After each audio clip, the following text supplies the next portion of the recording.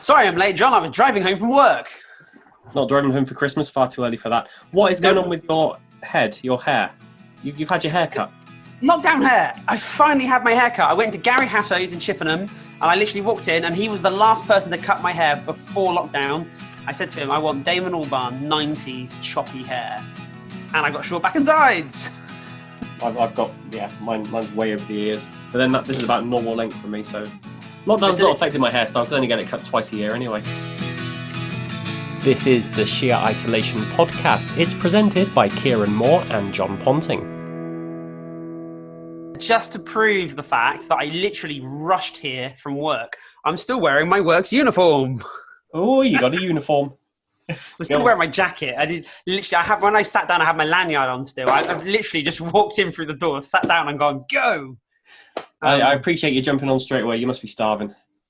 Yeah, I was really tired, and last week I was really tired, and when I started talking to Claire, I got really pumped up and I was really happy because I rushed. That last bit was really rush. I got pumped up because I was rushing, so I'm really in the zone again now. Oh, nice. Okay, that means we're going to rattle through these links without too many distractions. Hey. Not at all, because I got in and my family are eating burritos in the living room. I looked around the door and I was like, "Where's mine?" And Dylan was like, "You're lucky I didn't eat it, but it's in the kitchen. I got to go heat it up again." It's just like I can smell burrito, but I can't eat it. This is the Sheer Isolation Podcast. Hello again. Welcome back. If this is your first time, welcome for the first time. That doesn't make much sense. If it's your seventh time, then why have you watched the other three? What number are we up to, John? I've forgotten. We're up to 16, 15?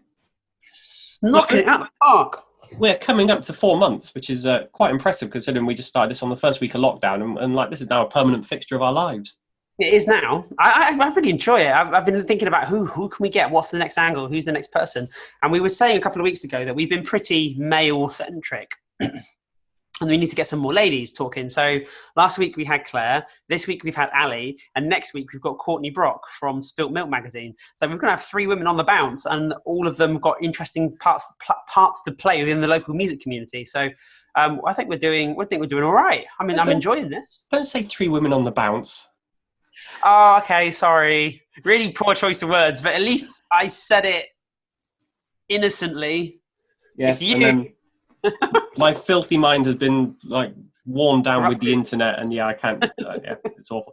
But as you mentioned, this week our guest is Alison Hustwitt, who's a singer-songwriter based in Nailsworth, who is quite heavy on the open mic scene, not just around Nailsworth, but kind of all over Wiltshire and beyond, really. So we're going to be chatting to her about what she's been up to this year. Have a nice chat there. I'm kind of taking over this podcast, Kieran, because I've also got picked the track this week as well, which is another one of my open micers. So for those who don't know, back in 2006, I started doing open mics around Wiltshire and the Cotswolds. Alison started coming from open mic number 3 and rarely missed one since. And the first track that we're going to play is from a guy who came to my very first open mic.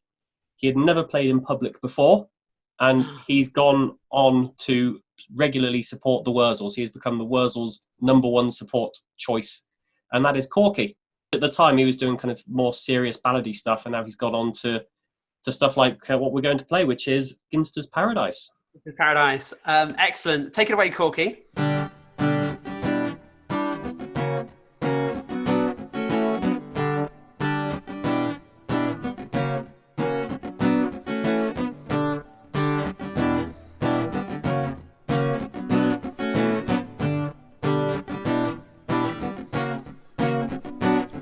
As I walk through the valley in the shadow of Dyson, take a look at the land and realise I got a fight on. Cause each little acre from here to Saint just needs keeping and loving by us all. Now I ain't just talking about the west of the Tamar, cause to me it's all cool. From the forest down to pool, we're all in it together, drive our tractors forever, letting them think we ain't clever, they're the fools. So let's see the girt lush that God has given us. Go crazy, sing the praises, all the stingers and the daisies. Don't forget the pasties, the cheddar and the ale, and the cider inside your insides. Nope. We've been spending most our lives living in a Ginster's paradise. Keep spending most our lives living in a Ginster's paradise. Been Been spending most our lives living in a gangster's paradise. Been spending most our lives living in a gangster's paradise. Now I try not to be rude or crude or intrude, but let me bust some myths and give your thoughts some food. Cause when they be talking about some north-south divide, they get it wrong every time. Look at us down the wrong line. Don't go lumping us in with southern softies that eat and rifles. Home counties have it alls. We know what it's like to lose the factories and mines. The only difference is we don't go on about it all the time. And all you incomer runners from suburbia, you need a second home truth, and that might disturb you. The post office, pubs and shops are all gone in a week. Empty streets and you fuck off back to London. Been spending most our lives living in a gangster's paradise. Keep spending most our lives living in a gangster's paradise. Been spending most our lives living in a gangster's paradise. Been spending most our lives living in a gangster's paradise. Don't get me wrong, this is a celebration of all that is lush about the West Country nation. The sun, sand, sea, space, all that room from Cranbourne Chase to Ilfracombe. I've loved it all my life, love it now and directly. I ain't selling nothing to you, no, you get me, no marketing ploy, no trip about my acres. Joe Valley, what the fuck, you sound like you're from Jamaica. I ain't faking it, I love to summit chronic. Put a rocket in your grotto box and make it supersonic. Realise the proper job, original and best. Take your daps at the others, celebrate the West, yeah. Been spending most our lives living in a gangster's paradise. Spending most our lives living in a gangster's paradise. Been spending most our lives living in a gangster's paradise. Keep spending most our lives living in a gangster's paradise. Been spending most our lives living in a gangster's paradise. Keep spending most our lives living in a gangster's paradise. Been spending most our lives living in a gangster's paradise. Keep spending most our lives living in a gangster's paradise. Corky played a lot of early shows in his career, roughly the same times. Obviously, he played for you first, and then he did Swindon, then he started doing Devisers a lot with me. I've got a really early recording of that very song on my SoundCloud. I think I've got three of his tracks, and they're all on there. Uh-huh. He is such a lovely guy. He's super. He often plays with Professor Elemental, and when Professor Elemental does his, he does like this sort of chap, and he tends to be like the professor and slightly like a Victorian, a kind of stiff upper lip kind of guy. And then when he plays with Corky, he pretends that Corky is like his servant, slave kind of serf. And they do so he's like the farmer, and then like he's all like my lord, and they work together so well. It's such fun watching those two support each other. We have done that show quite a few times, but it never gets boring. It's always interesting. I don't think I've seen that combo. I've seen Corky and Gentleman Rhymer together, which is a good night. Yeah, I've done that. Yeah, so Professor Elemental is another level. They interact so well because they watch each other's sets and they genuinely like each other's music, and it's very easy for them to just watch and interact, and it's the audience love it as well, which is why it's always fun. So. For those pub quizzes out there, obviously that track was Ginster's Paradise, which was a cover of Coolio's Gangster's Paradise, which in turn was a cover of Stevie Wonder's Pastime Paradise. There you go. No, I did not know that. There we go. Right, John, I've got some product placement this week. Go on then. I can see, yes. Yeah. It's Spilt Milk magazine. So as I mentioned a moment ago about Courtney Brock, who is going to come and chat to us next week about writing fanzines, about being a photographer, about working at 2000 Trees, and then many other things. This is her latest fanzine, and it's just fantastic. There's a feature on here from About All Is a Vow, about their latest single, which we played last week. No, we didn't, the week before. 2 weeks ago. 2 weeks ago, yeah. And there's all sorts of stuff in there. It's just really well presented. It's got a lot of love in there, and they really love what they're doing. And the quality of the fanzine has improved every time they've done one. So I've got one that's perhaps a little bit more ropey. This is so well put together, so well printed and produced. So it really is a work of art. They cost £5. I always buy them when she puts the post up and she reminds people, and I go, oh, I must buy that, and I do. So Spilt Milk magazine, they're coming next week, but I got it in the post a couple of days ago. So there you go. Cool. Lovely job. You're going to try and balance it there, and it's going to fall off again. Yeah, there you go. And what's that one behind you there? Just a box. This is also a record I got in. As I was setting up, I noticed on my turntable. So I haven't actually opened it yet. So I'm opening it now. and it's a 10-inch from OK Pilots. They're a band from Exeter. They're kind of like they're a punk band, a bit like Hot Water Music, that kind of punk. Very, very good. 10-inch. I thought this was released 10 years ago. I thought it was out of print and sold out. And I just came across the German record label's website that basically had stock of it. And I sent them an email and said, have you got stock of this? And they went, yeah, €7. We'll send it to you. I was like, bargain. I'm pretty sure that's cheaper than it was at the time. So it's 10 years old, but it's got an original copy though. So I'm delighted. Sweet, well done. Nice find. Right, and there he's dropped it. Right, it's time to introduce our guest for the week. So this week's guest is a friend of mine. I've known her for years and years because, as I say, she came to one of my very first open mic nights, and it's been we keep bumping into each other at gigs ever since. So it's Alison Hustwitt, who's a regular at many open mics and many floor-filling nights. So we just thought we'd catch up with her because she's as with everyone who plays open mics, you haven't seen much of them lately because there's no open mics going on. Some people have gone virtual, other people are just writing or practicing or doing other things. So here's what Alison had to say. I'm going to start, Alison, just by kind of going back in time a little bit, because I remember you came to our very third 414 Project open mic night. I did, yes. Which was at the Vale of the White Horse in Minety, and then 10 years of open mics, and I don't think you missed one since. You're very prolific when it comes to open mic. I might have done the odd one, missed the odd one or two when I was away on holiday. I mean, I was not as prolific as that with everybody else, but the ones that you ran were just lovely. You know, the other musicians were nice. The audience were lovely. The pubs were usually great. You know, we had a couple of weird ones where we were squashed into the Skittle Alley, but mostly they were lovely places to play and nice audiences. So it was fun. That is the ultimate. That's what every promoter tries to achieve. What you just described there. Yeah. So venue and the ultimate compliment.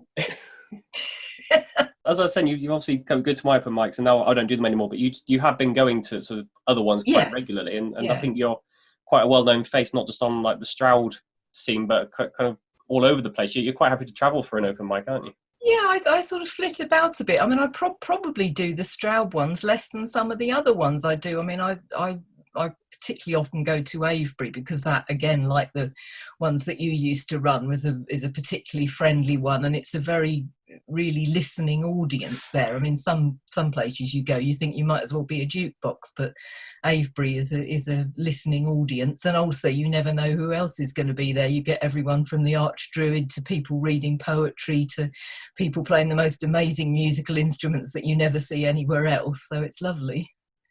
Well, what I'm thinking is that after lockdown, we're going to see, I'm expecting there's going to be a bit of a surge of people who have learned to musician in the last few months, learned a musical instrument in the last few months, who are going to want to start kind of performing in public and coming out to things for the first time. So what kind of advice would you be looking to give people who are kind of at that initial stage and wanting to progress? I think just don't be afraid. Most open mics, even if you decide it's not the one for you because it doesn't suit your music, there's very few that you go to where people aren't friendly and helpful.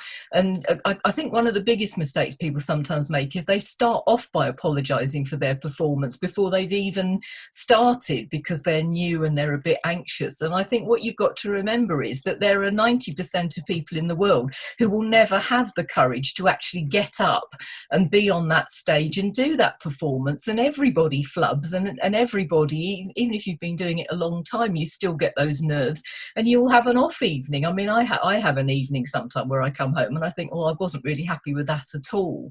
So I think the best thing is just go for it, really, and just enjoy it. That's the other thing. Don't get so wound up that you don't enjoy playing. I think that's absolutely true. As a promoter, I get nervous before every show that I do, no matter what. And it's not everybody suffers from nerves. And that's nothing to be embarrassed about. Some people embrace it. Some people really enjoy that kind of precipice moment where it's like, for me, it just makes me need to go for a wee. So.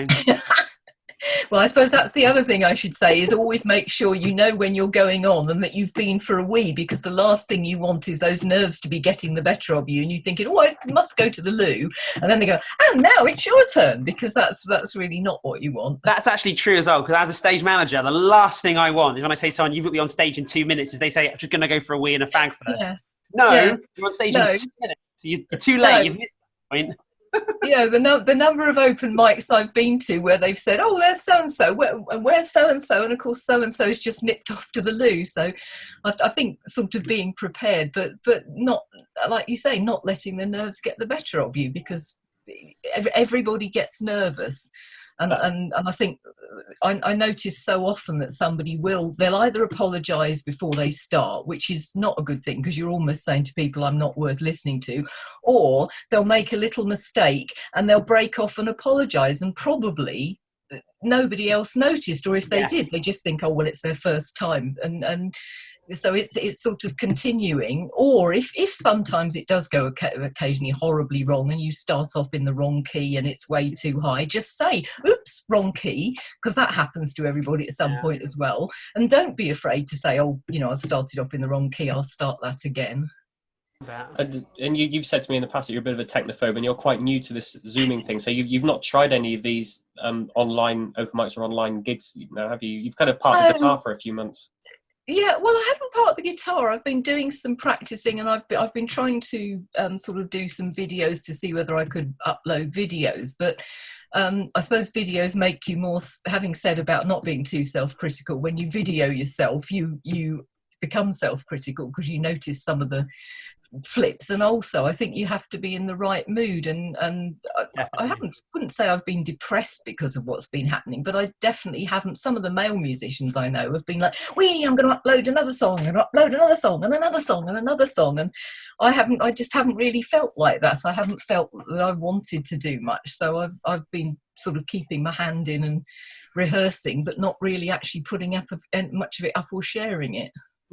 I think Kieran's been at the brunt of the full force of a lot of people uploading stuff and streaming stuff, and that, haven't you, mate?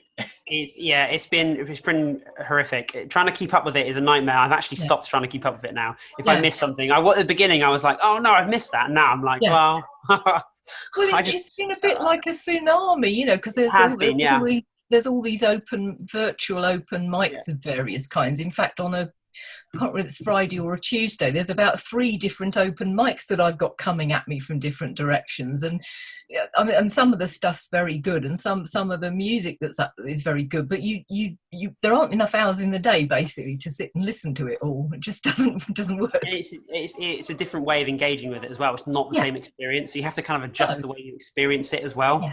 I find if I'm relaxed, so maybe the lights are low in the living room and I've got a drink or something and I can sit back and relax, I enjoy it so much more than if I'm just sat at the table, maybe eating my dinner, listening to it. Totally, it's not the same. It doesn't work. I'm sure I will engage with it at some point, because I think it's going to be a long time before there's much live music, and I'm getting more confident with things like Zoom and with recording stuff, but I'm just not ready for it at the moment, I don't think. So you're in Stroud, aren't you? What's the scene like there? What do you know of the scene in Stroud?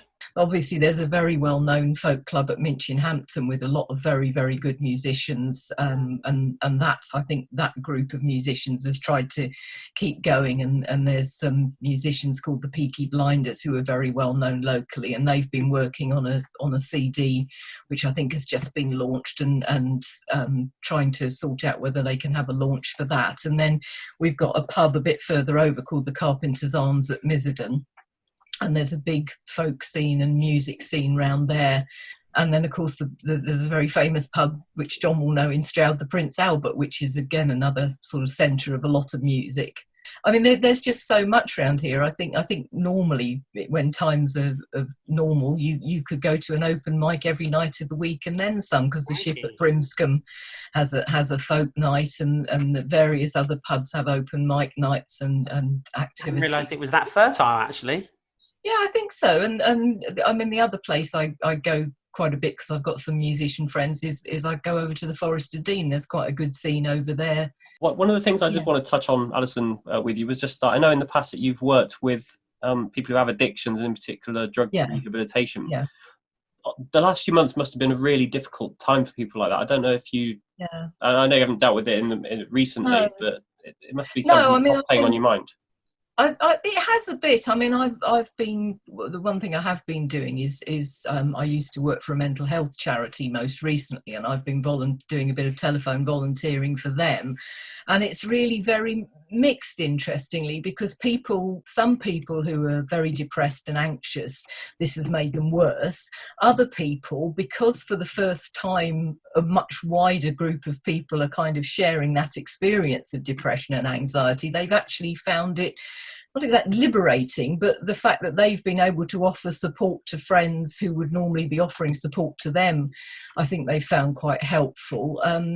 I know some of the people I've spoken to with self-harming behaviours and suicidal thoughts, unfortunately, those have been made much worse by the situation, particularly people where they were then not necessarily able to get food or medicines when they wanted it, although I think that's now been pretty much evened out. But I think there has been an issue with drugs, particularly because people haven't necessarily been able to get what they would normally get. And also what you always tend to get at times like this is that you get an uncertain supply, and so somebody's using something at one strength, and then suddenly when they do get some more, it's either much weaker or much stronger than they're expecting, and so that creates problems. And obviously with people being taken off the streets into hotels and that, if they're homeless, there's issues about that with people, you know, suffering from it. And the other issue, of course, is that alcohol consumption has gone up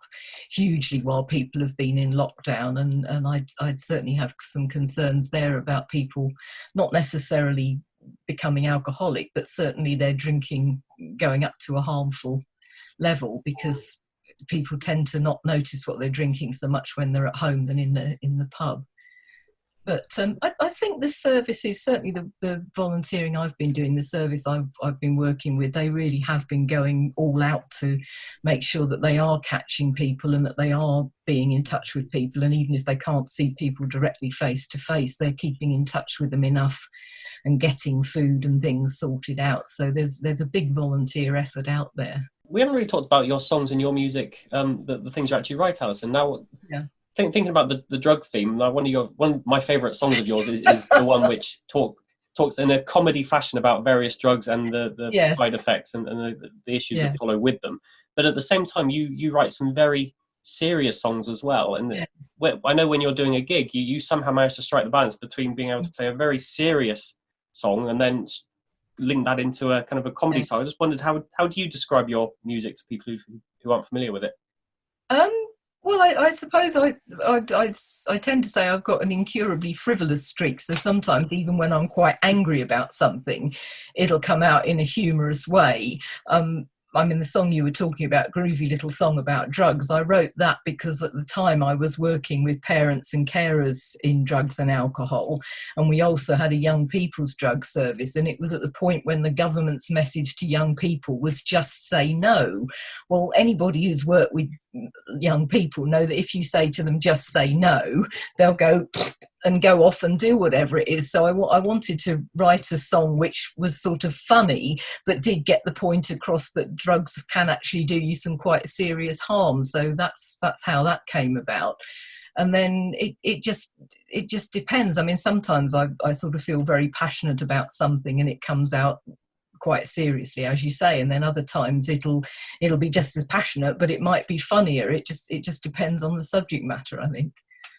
Right, we asked you to pick a track from a local artist, and you've picked Luke Philbrick, haven't you?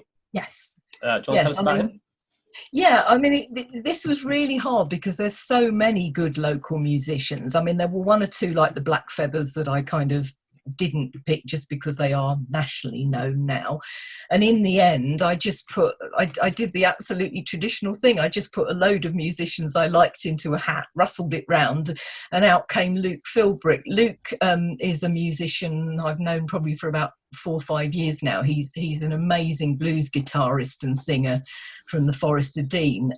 Sometimes goes out as a solo musician, but he also has a sort of changing band of musicians that he goes out with, and it's completely and utterly different in style to what I do, but I just love his voice and I love the music, and I like to share it with other people so that more people get to know about him. I like the sound of a little bit of blues, so that's interesting. Oh, it's very I've not heard this song. Yeah. Oh, it's you'll well, I hope you'll love it. I do. I mean, I go and see him whenever I get the chance, and he's a fantastic musician. Nighttime time of day, yeah. I want no bites more. All I want for you to do is take my body home. Oh, well, well, well, I cannot ease you. Oh, well, well, oh, Lord, oh, I cannot ease you. She's gonna make my time down. Hey.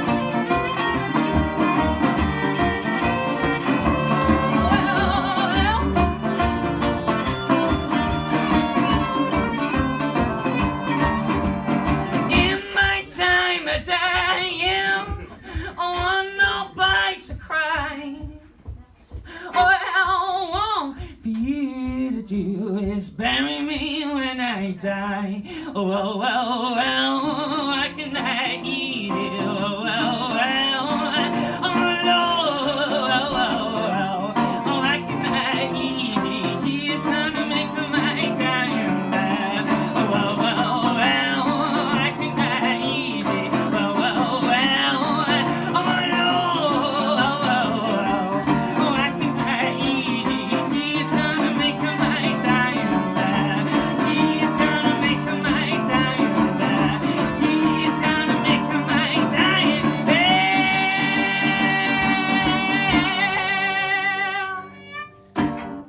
Okay, so that track was, I'm going to get this right, I'm going to read this. So that was Luke Philbrick featuring Nahir Keskin, and it was recorded at the Kulturpalast in Hanover a couple of years ago, and that track is called In My Time of Dying. So it's got an amazing vocal, amazing guitarist, and he doesn't just do soloist and duo stuff, he works with skiffle bands and all kinds of stuff. So if you see the name Luke Philbrick, you want to check him out because you don't know what you're going to get when you go to see him. And I wanted to ask you, just as my voice of knowledge and news, I've been hearing that we can now have live music in the open air. Is that correct? Yes, it is. But there are no plans for me to do anything anytime soon. You're still limited to 30 people, as I understand it, unless you're doing those sort of drive-in open-air events. I have seen lots of stuff. I think the Europeans are doing very well at marking out marks on the ground, and you sit inside your circle or your square. Or today I saw love hearts, which are very sweet. Oh, that's in Bristol at Queen Square. Yeah. Yeah, there you go. So there is, people are being really proactive with it. But if you don't have a space to do it, it's very difficult to do it. So you're finding that sort of councils and stuff are organising events, or third parties organising events in spaces that are publicly owned rather than venues or pubs doing it. So. But it's definitely a really positive step, especially if you haven't seen your friends. It's a really great opportunity to go out and start feeling more normal, which we're all desperate to achieve. Which it does feel like we're slightly getting towards something that's a bit more normal now. So you're not aware of any events going on in the area? Are there any big things that are starting up? Any venues doing anything? Not that I'm aware of currently. There is going to be something at the town hall in Trowbridge at the end of August. However, we're just in that preliminary stage where we're looking at it and what it's going to take to pull that event off. So more news on that, hopefully next week on next week's podcast. Well, that's something to look forward to. So we got some news coming up. We've already got our guest confirmed. This is very organised of you, mate. Very organised. I know. I'm knocking it out of the park now. Yeah, definitely, yeah. It's only taken 16 weeks. If anybody does want to send us any tracks, then our email address is sheerisolation@gmail.com. We've had a fair few tracks come into there, which I'm going to leave for you to listen to tonight, Kieran. Yeah, it's fine. So that gives you something to do while you're eating your burrito. Yes, I'm going to do that in just a minute. Literally a minute. Yes, we have a minute left on this meeting. So we should hand off. That has been a lovely podcast as ever. Thank you very much for rushing home from work to join me. That's an absolute pleasure, John. And I will just tell you that your friend, the gentleman you just talked about there from Hanover, I used to live in Hanover because I was born in Germany. So with that, adios. I should have said it in German, should I? With that, Auf Wiedersehen. Mate, you've ruined that, mate. That was incredible. What a way to end the podcast.